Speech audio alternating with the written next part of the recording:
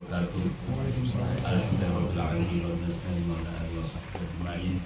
Rabbi shrah li sadri wa yassir li amri wahlul 'uqdatam min lisani yafqahu qawli. Amma ba'd. Yang pertama-tama pada kepanjatan puja dan puji syukur kepada Allah Subhanahu wa taala yang mana alhamdulillah kita masih diberikan karunia nikmat panjang umur, nikmat Islam, nikmat iman dan juga nikmat al-afiyah.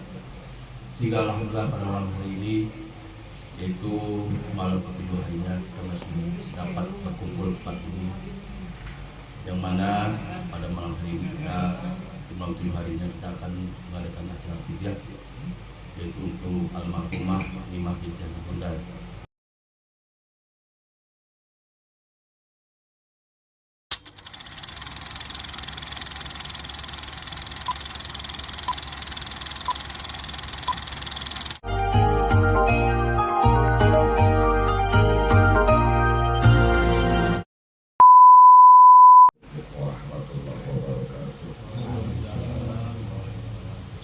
Alhamdulillah, wassalatu wassalamu ala rasulillah Sayyidina Muhammad ibn Abdillah wa ala alihi wa sahbihi la hawla wa la quwwata illa billah. Allahumma salli wa sallim ala Sayyidina Muhammadin wa ala alihi wa sahbihi wa barakatul kiram Muhammad ta'ala. Hadratul Mukarramin, para asatidz, para sesepuh, para tokoh masyarakat, para pengurus wilayah, dan para hadirin sekalian rahimahumullah.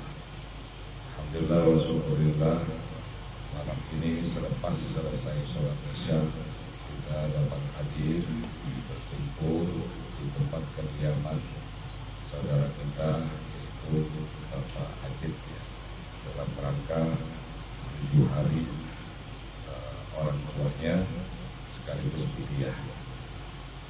Tadi disampaikan tentang fidyah. Apa sih hukumnya fidyah? Apakah fidyah ini semata-mata tradisi atau memang syariat? Para hadirin sekalian, kita sama-sama paham bahwa di dalam hadis disebutkan Islam itu dibangun di atas 5 pondasi. Bunyal Islam ala khamsin. Islam dibangun atas 5 perkara. Yang pertama, syahadatu alla ilaha illallah, mengucap 2 kalimat syahadat. Yang kedua, iqamus shalah, mendirikan sholat. Ketiga, iqamuz zakat, menunaikan zakat. Yang keempat, shaumur Ramadan, berpuasa di bulan suci Ramadan. Yang kelima, hajjul bait man istata'a ilaihi sabila, yaitu pergi ke tanah suci bagi orang-orang yang mampu melaksanakannya. Nah, ini fondasinya Islam, 5 perkara. Nah, kita lihat dari urutan fondasi ini, syahadat itu pertama. Kenapa? Karena kalau orang sholat dia nggak syahadat, dalam arti dia bukan muslim, nggak sah sholatnya. Jadi syahadat itu syarat. Nah, artinya sholat ini dia di urutan kedua, tapi ini merupakan ibadah badan yang paling utama, ibadah badan yang paling afdol, ibadah badan yang paling utama adalah sholat 5 waktu. Kenapa? Karena sholat ini Rasulullah SAW menerima perintah langsung dari Allah Subhanahu wa Ta'ala tanpa perantara malaikat. Nabi dipanggil pada peristiwa Mi'raj, ya mungkin sudah pada paham. Awalnya Rasul mendapat perintah sholat 50 waktu. Nabi main terima aja 50 waktu. Begitu turun dari Sidratul Muntaha, turun ke langit, ke bawah ketemu dengan Nabi Musa alaihissalam. Tanya sama Nabi Musa, habis dapat apa dari Allah? Nabi bilang dapat perintah melaksanakan sholat 50 waktu. Waduh, berat, kata Nabi Musa. Ente mungkin sanggup, tapi umat ente kalau bisa sih minta kurangin sama Allah. Udah Nabi Muhammad balik lagi. Allah kurangin coba 5. Jadi 45 masih berat kata Nabi Musa. Ya. Sampai Nabi Muhammad bolak-balik, aduh malu saya sama Allah. Bolak-balik minta diskon, minta dikurangi. Sampai akhirnya ringkasnya menjadi 5 waktu. 5 waktu aja masih berat. Hebat kalau orang bilang sholat itu gampang, sholat itu mudah, itu orang hebat. Karena statement Quran sendiri menyatakan inna sholata lakabiratun illa 'alal khashi'in. Sesungguhnya sholat itu berat kecuali atas orang-orang yang ikhlas melaksanakannya. Jadi kuncinya pengen istiqomah sholat ikhlas. Kalau nggak ikhlas berat. Kita enak-enak tidur subuh. Aduh, mana hawanya enak, kipas, lagi pakai AC ya. Dengar azan subuh, Allahu Akbar, Allahu Akbar. As-salatu khairum minan naum. Kaki digeser, kakinya geser. Salatu khairum minan naum. Geser lagi. Allahu Akbar, Allahu Akbar. Bangun kamar mandi, pipis, balik lagi tidur lagi. Waduh, berat ngantuk. Tapi kalau orang ikhlas, seberat apapun dia itu matanya buat melek, karena ikhlas ringan. Orang ikhlas nggak ada yang berat, ringan. Memberikan sesuatu yang besar itu kecil.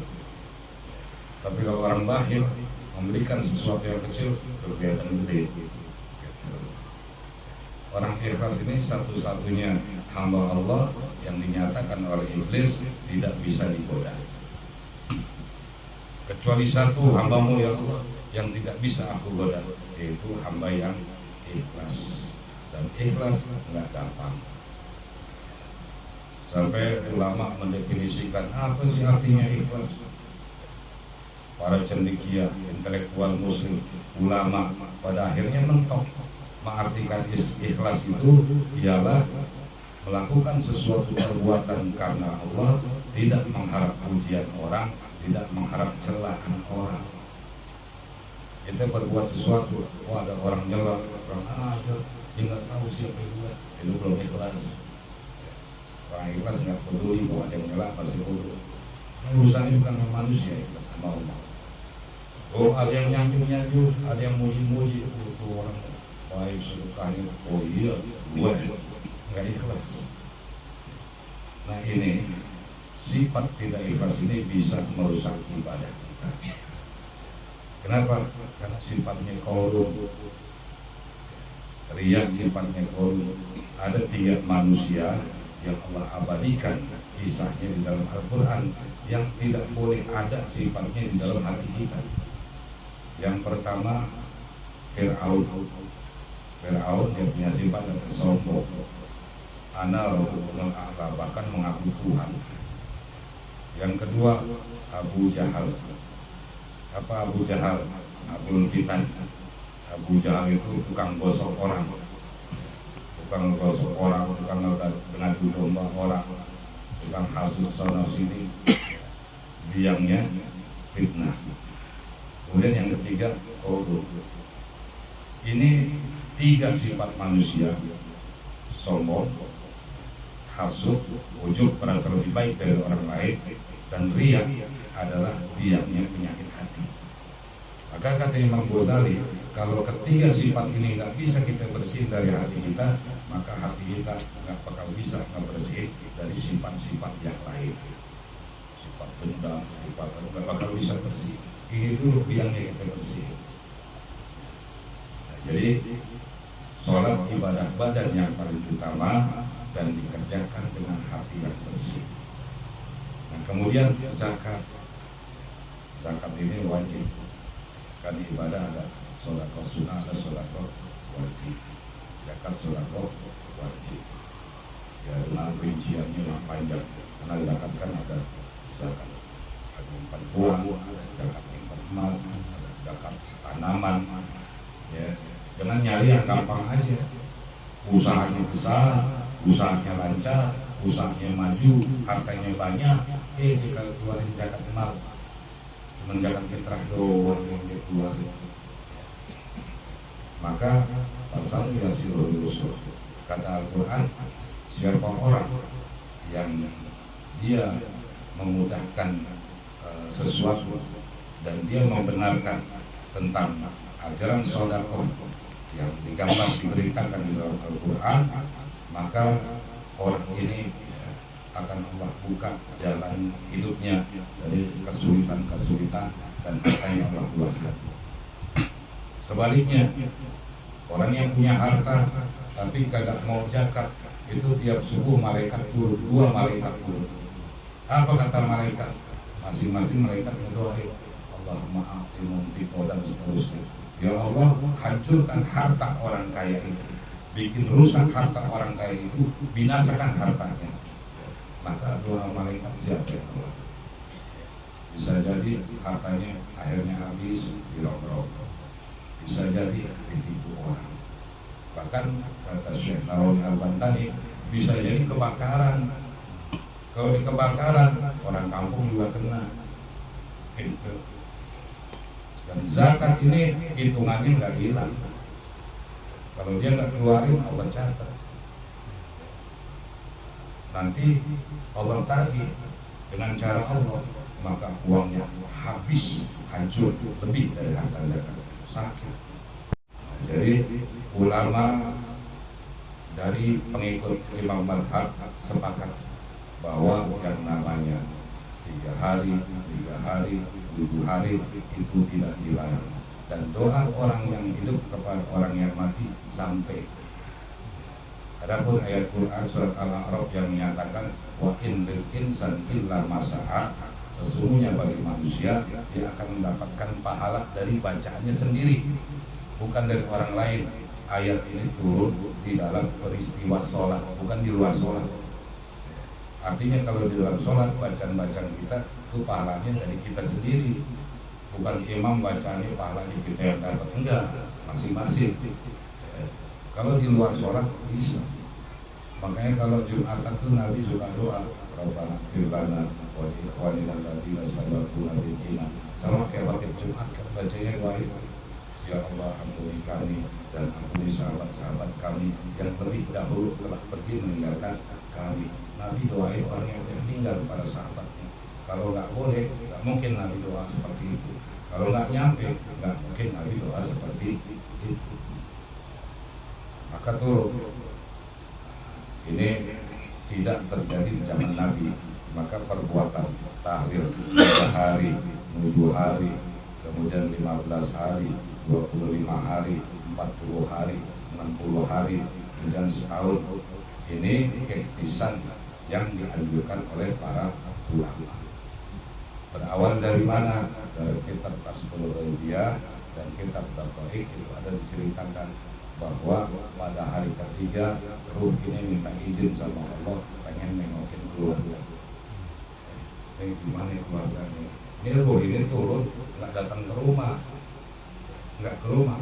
Dan zilo jelas sama itunya, dia turun ke langit dunia, lalu hijab Allah buka, kelihatan keluarganya benar pada ribut apa enggak, pada maksiat apa enggak, rumah setelah ditinggal jadi tempat maksiat apa enggak, itu dia lihat. Kalau lihat enggak benar, ya sama kayak orang tua masih hidup, gimana sih kalau anak benar batinnya. Oh kalau dilihat dia udah ada tahlil, udah ada hijab, senang. Kemudian hari ke-7 minta izin lagi, ada 7 hari. Hari ke-15, hari ke-25, kemudian 40 hari dan tiap tahun. Kalau ruh izin bisa pulang ke rumah, enak benar. Kenapa? Karena manusia itu ketika dia meninggal dunia, ada yang tidur bangun-bangun kiamat, ada yang disiksa sampai hari kiamat, siksa kubur, azab kubur. Kita akhirnya Ahlussunnah wal Jamaah meyakini adanya azab kubur.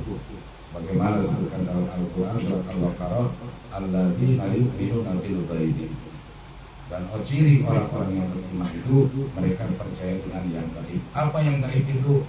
Imam Jalaluddin menyatakan bahwa yang gaib itu bima atau anhum minal ba'si wan nar wal jannah. Yang gaib itu ialah adanya pembangkitan di padang mahsyar, adanya surga, adanya neraka, adanya siksa kubur. Orang beriman harus percaya kubur. Nah, gimana kalau orang yang dapat siksa kubur? Dapat siksa kubur ketika di dalam kubur itu dia dapat siksa, itu Allah kembalikan ruhnya masuk ke jasadnya lagi. Kalau cuma jasadnya doang disiksa, ruhnya kagak ada, kagak berasa. Masukkan lagi ruhnya. Ulama beda-beda pendapat. Ada yang menyatakan masuk ruhnya cuma sampai dada. Ini kata Syekh Nawawi Banten. Ada yang menyatakan masuk ruhnya ke seluruh tubuh. Ini yang kuat. Jadi siksa dia di dalam kubur. Ada siksa orang yang dari sholat, ada siksa orang macam-macam siksaan di dalam kubur. Kalau ruh ini bisa keluar dari kubur, datang ke rumah kita atau nyuruh ke seseorang, dia kagak bakal mau balik lagi ke kubur. Orang disiksa. Aina aku kata ulama. Di mana akalmu? Jadi siapa yang nyuruh? Setan. Setan nyuruh masuk ke badan orang atau ngaku-ngaku itu, tapi benar ya, setan kan tahu. Setan tahu segala penyakit, setan tahu obatnya segala penyakit, setan tahu. Ketika Allah turunkan penyakit, Allah undang malaikat kumpul di langit sini. Ayo kumpul. Ini nanti ada penyakit ini obatnya. Ini penyakit ini obatnya. Setan nguping, dengerin. Malaikat lihat. Ada iblis nguping. Lalu malaikat ambil bintang, iblis ditimpuk dari bintang. Itu asal mulanya ada benda dari langit jatuh. Kabur setan, cuma terlanjur tahu. Penyakit ini obatnya ini, penyakit itu obatnya itu. Tambah-tambahin sama dia. Pakai telur, dibisikin ke dukur. Nanti di telur aja. Telurnya taruh di gelasnya isiin cuka. Nanti tuh telur jadi lembek kayak agar, masukin paku jarum. Udah masuk paku jarum, taruh lagi telur, pindahin ke air putih biasa. Nanti keras lagi, nggak ada bekas, nggak ada lubang. Bawa pakai buat ngobatin orang. Itu buka, kena telur ada jarum, bikinan dia. Oh, orang pintar tuh kalau mau masak minta nomor ke situ. Nomor. Padahal kita diakali. Itu orang pakai bawang putih besar kan dia bergetar. Ditulis di tangan 1, 2 atau angka berapa. Ya, ada orang datang minta nomor, cari pasir, cari abu, tabur ke tangannya. Dia bentuk dia buruk. Pada dibodohin. Berobat bayar juta-jutaan. Malaikat aja ngobatin Nabi cuma air putih doang. Nggak ada pakai macam-macam. Nah, jadi para sekalian, bicara tentang fidyah, salah satu murid daripada Imam Syafi'i namanya Imam Tajuddin As-Subki. Ini juru tulisnya Imam Syafi'i. Dia mengatakan bahwa fidyah sholat itu ada. Fidyah sholat itu diadakan. Karena para ulama itu berpendapat hanya fidyah puasa. Kan ayatnya Quran begitu. Wa 'alal ladzina yutiquna fidyatun rusqahu miskin. Dan bagi orang yang tidak mampu berpuasa karena udzur atau sakit, maka dia harus memberikan fidyah, mengeluarkan fidyah. Enggak ada ayat Quran yang menerangkan atas orang yang sholat mengeluarkan fidyah, enggak ada. Yang ada itu puasa. Tapi bukan berarti kalau tidak ada lafaznya dalam Al-Quran lalu ada hukumnya, tidak berarti begitu. Kadang ada lafaznya dalam Al-Quran tapi hukumnya tidak ada. Contoh, wasiat takwa Jumatan. Kita di mata otib, saya berwasiat, mari kita bertakwa kepada Allah dengan sebenar-benarnya takwa, dengan sejati-jatinya takwa. Emang dia bisa? Emang dia bisa? Takwa yang sebenar-benarnya. Malaikat aja nggak sanggup. Nabi aja ngaku, ya Allah ampuni aku karena aku tidak bisa beribadah dengan yang sebaik-baiknya. Khotib bisa. Berarti dia nggak paham ayat itu. Kalau kitab Nasaih yang itu disebutkan, yang namanya ayat Quran itu ada nasih, ada mansukh. Ada yang ayatnya ada, tapi hukumnya dihapus, diganti dengan ayat yang lain. Ayatnya, ya ayyuhalladzina amanu haqqa tuqatih wa la tamutunna illa wa antum muslimun. Hai orang yang beriman, bertakwalah kepada Allah dengan sebenar-benarnya takwa dan jangan kamu mati dalam keadaan beriman. Ayat ini dihapus hukumnya, bukan lafadznya, diganti dengan ayat ittaqullah mastata'tum, bertakwalah sesuai kemampuanmu. Itu. Jadi wasiatnya seperti itu, bertakwa sesuai kemampuan, bukan dengan sebenar-benarnya takwa. Memang dia bisa. Karena Umar aja gotek nggak sanggup, apalagi kita. Ini namanya nasib mansub. Ayatnya hak kokoti dimansub, dihapus hukumnya, diganti dengan ayat mastata'tum. Kita belajar ilmu tafsir usul fikih itu ada ayat nasib mansub, ada ayat yang umum, ada ayat yang khusus bisa jadi umum dulu dan seterusnya. Nah ini tentang ayat fidyah, tidak ada yang terang-terangan ayat menyatakan dan bagi orang yang tidak sholat karena uzur bayar fidyah, tidak ada. Yang ada puasa. Cuma ada mafhum pada ayat ini, ada mafhum pemahaman yang tersimpan. Ini yang dipahami oleh Imam Tajuddin As-Subki. Yang lain masih hidup, niscaya mereka menyetujui adanya fidyah sholat. Puasa urutan keberapa? Dari rukun Islam urutan ke-4. Sholat urutan keberapa? Sholat ibadah urutan pertama. Kalau puasa saja urutan ke-4 ada fidyah, apalagi sholat, itu mafhumnya, apalagi sholat. Jadi mafhum daripada ayat ini diambil oleh Imam Tajuddin As-Subki, ada fidyah sholat. Ini jadi pegangan kita, ulama murid daripada Imam Syafi'i rahimahullah. Malam ini kita baca fidyah untuk al-mahrumah dengan ijab qabul. Karena ibadah ada dua, ada ibadah yang pakai niat, ada yang pakai ijab qabul. Yang pakai niat sholat, yang pakai niat puasa, yang pakai ijab qabul kawin, nikah, zakat, yang pakai ijab qabul. Masa nikah pakai niat, saya niat nikah fardu karena Allah Ta'ala, nggak ada. Ijab qabul serah terima, zakat pun begitu. Maka kalau kita ngeluarin zakat atau fidyah, kayak kita mau ngasih zakat ke orang diucap, terima zakat saya, jangan kasih begitu aja, harus ada akad ijab qabul, karena nanti jadi sekasuh.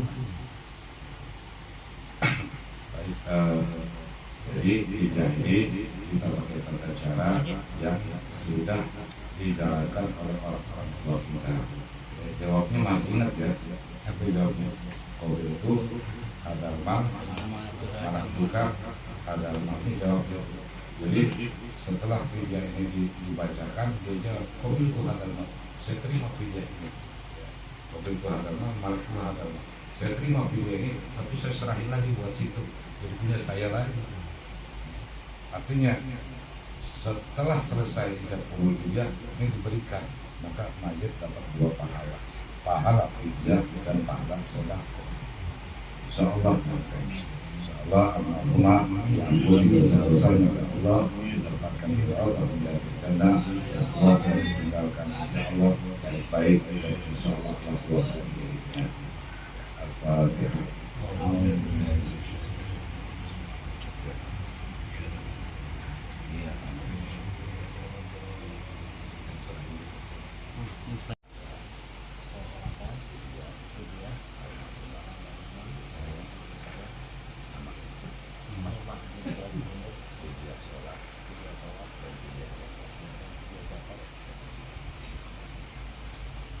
Bismillahirrahmanirrahim. Al-Fatihah. Allah taqabbal maqasidana wa du'ana bi niyatil qabul wa tamam kulli surah maqbul. Sallallahu alaihi wa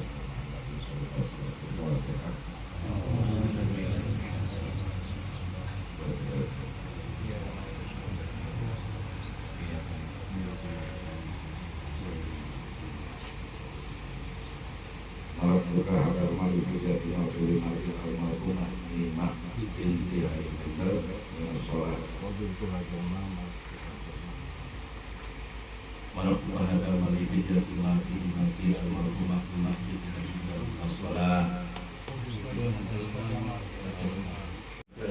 as-salah Malaktu hadal mali fidiyati ma fi dimati almarhumah fi masjid as-salah Mobil itu ajal ban malak tu ajal ban.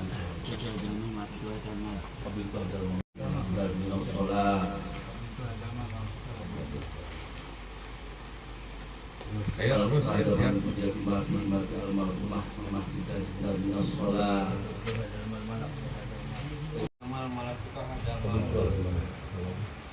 Malak tu hadal mali fidyati ma fi dimati almarhumah lima tinggal dibular minas saum. Almarhumah lima tinggal dibular minas salat. Malak tu hadal mali fidyati ma fi dimati almarhumah lima tinggal dibular minas salat. Malak tu hadal mali fidyati ma fi dimati almarhumah lima tinggal dibular minas salat. Hadal mal malak tuka hadal mal malak tuka hadal mal fidyati ma fi dimati almarhumah lima tinggal dibular minas salat. Malak tuka hadal mal fidyati ma fi dimati almarhumah lima tinggal dibular minas salat. Malak tuka hadal mal fidyati ma fi dimati almarhumah lima tinggal dibular minas salat. Itu hajar mal malak tuka hajar mal malak tuka hajar mal fidyati ma fi dimati almarhumah lima tinggal dibular minas salat. Itu hajar mal malak tuka hajar mal malak tuka hajar mal fidyati ma fi dimati almarhumah lima tinggal dibular minas salat. Itu hajar mal